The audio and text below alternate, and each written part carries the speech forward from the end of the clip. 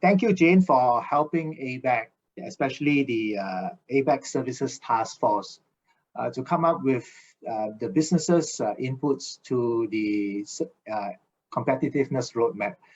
This was submitted to GOST in May this year, and Jane helped tremendously and in May this year. And the recommendations, they were very comprehensive. We had 40 recommendations and eight new initiatives. I think if I may, Jane, sort of summarize, I hope you won't be offended if it's such a comprehensive document, but I thought there are at least 6 important points I want to bring up.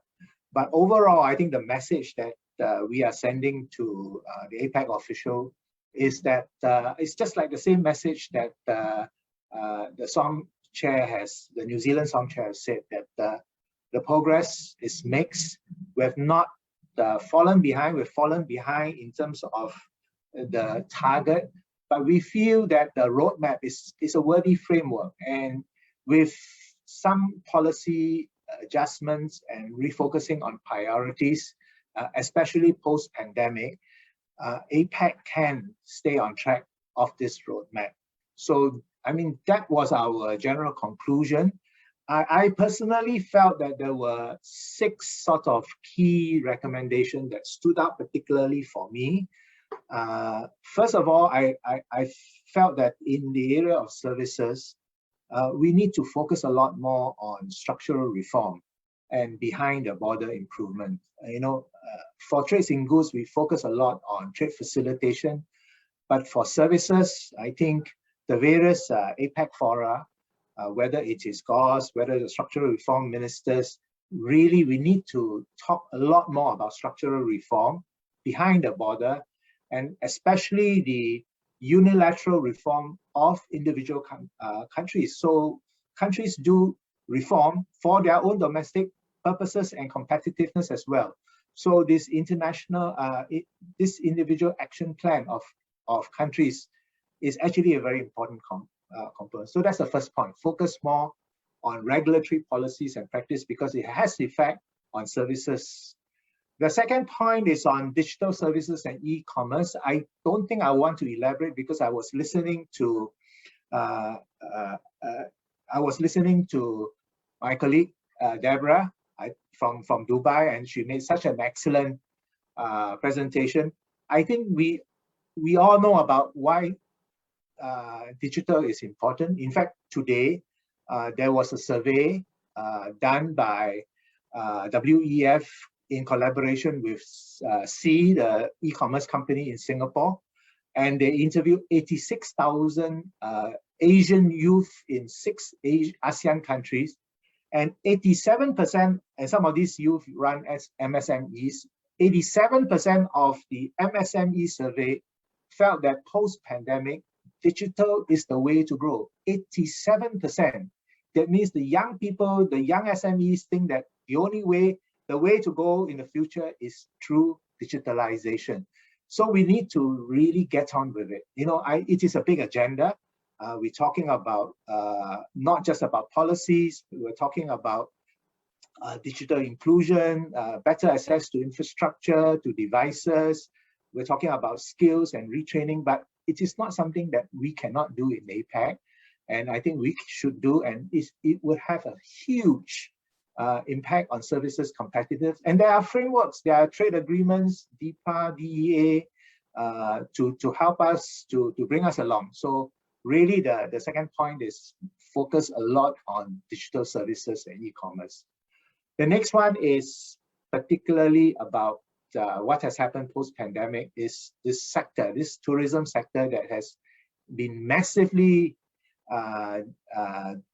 it is really massacred. In Changi Airport, if you go to Changi Airport today, it's like a ghost town. We only have less than 5% of our traffic, But now we are opening up. But I think next year, and I think when countries are now become more vaccinated, when we, firm our policy of living with COVID, I think borders will begin to open and open safely. I think tourism will come back, but it needs to come back, as Deborah said, not in a haphazard way, has to come back in a coherent way. Cross-border rules, recognition of digital certificates, all that needs to be put together for safe travel and border opening. It will have a tremendous impact on tourism and a knock-on impact on many other tourism-related sectors in the services area in many APAC economies. So I felt that tourism we should do, and I'm actually looking forward to Thailand actually initiating this, because I know how important tourism is for your market. Next slide, please. The other recommendation I felt which was important is health. Now, as a result of the pandemic, people have tapped on e-health, regional services, and not only that, because of the pandemic, groups around the world has collaborated remotely to develop vaccines, to develop treatments for COVID-19. And I think this should be engendered going forward. We should preserve this going forward, because this is a powerful tool and cooperations that we have. And if we can do this on a regional basis, we can do two things. We can be better prepared for the next crisis, for the next big virus. And secondly, I think e-health services cross-border is actually an important services that can be, delivered to many more population in APAC economy. So I felt that exiting from a pandemic, health services is something that we should focus on. Third is that, because we are all locked down, we really could not have physical or many more public-private sector dialogue. And I think it is critical going forward for the services competitiveness, for us to have more public and private dialogue. And here I think we can focus it on not only on general policy, but on specific sectors. I've listed some sectors here. One is the environmental services, very important to get together, see how we can make it more competitive, because every country now is talking about green, is talking about sustainability, and we have a pool of competitive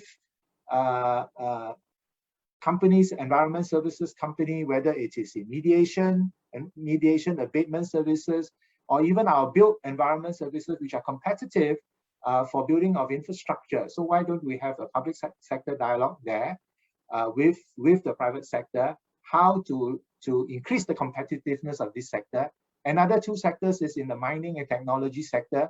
And yet another sector I could say is what I earlier said about, about digitalization, enabling actually MSME to be MNCs to go global. And these are, can be small companies in the creative space, audiovisual space, multimedia entertainment space.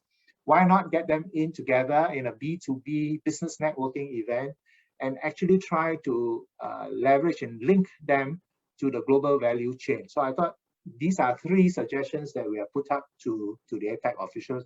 And lastly, we felt that in the roadmap, it's important for us to have more frequent and more transparent monitoring of the roadmap outcome. And one proposal that we put forward is, concentrating on the individual IAPs of economies, looking at the services dimension of the IAP. Why not have more frequent? We propose to have two, one in 2022 and one in 2024. Put businesses, put academia together in this IAP. And this is not just an occasion for review, but it's an occasion to get businesses' inputs, academia's input, but also to celebrate success, mutual learning, and to celebrate success. So these are, to my mind, some of the important recommendations to me that we submitted to GOS. That's all I have, Jane. I hope you don't mind. I just do 6, though you have put in a whole list of recommendations to our GOS colleagues. Thank you very much.